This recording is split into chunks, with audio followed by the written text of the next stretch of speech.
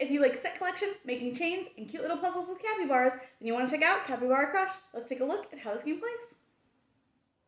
In this game, players are trying to make chains of all of the different critters and backgrounds for locations in their chain of capybaras in order to score as many points as possible, making those chains as long as possible. Players start with one card in their hand, and each turn they will draft a card from the river or the top of the deck and then play a card. They can play a card into their chain here as a critter, so they'll play it right on top of one of their available capybaras, or they can play a card face down as another capybara, and when they do that, if they are missing any of their 3 stars that they start with, they will regain one of their stars when they play a capybara.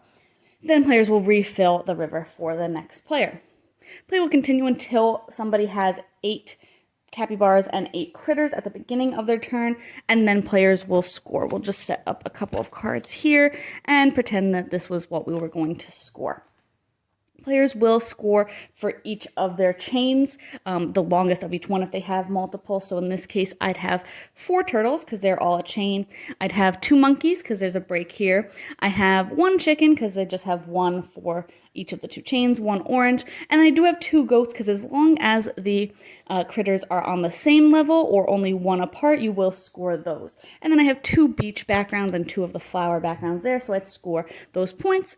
Players will also score 1 point for each of the critters in their line that they have on their favorite card, so I'd get 2 more for my goats. That would count even if they weren't connected, and then they would score for any of the stars that they have available left over. And then the player with the most points wins. During the game, players can use those stars to do different actions that are available on the scoring cards there, so they can potentially swap cards around, flip them over, move things around, and there's a bunch of those available as well to keep the game changing every time you play. Overall, I thought that this game was okay. I kind of felt like I didn't have enough choice turn to turn.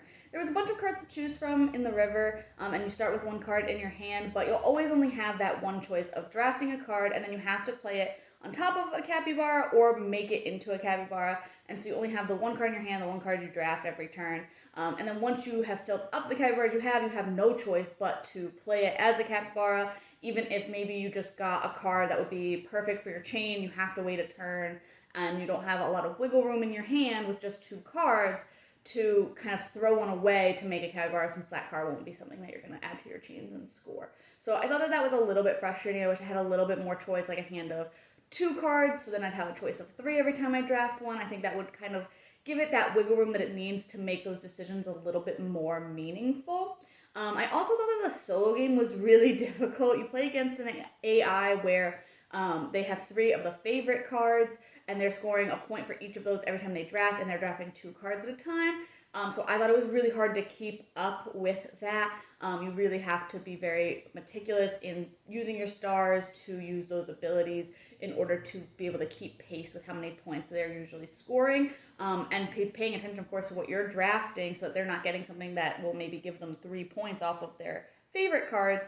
But that can be difficult because you might want a different card than something that maybe would be better to draft just to kind of keep away from them. So I thought solo was a lot more difficult than multiplayer, so I think that I would probably play it multiplayer more than solo in the future. But it's a cute little puzzle. It's pretty light, pretty approachable. There's not a lot of rules, which I like, so you can kind of introduce newer or younger gamers to it, which I think is nice because it does have a really cute theme and really cute artwork as well, which adds to that approachability. But you can check out my full thoughts on the blog today to decide if this one's for you.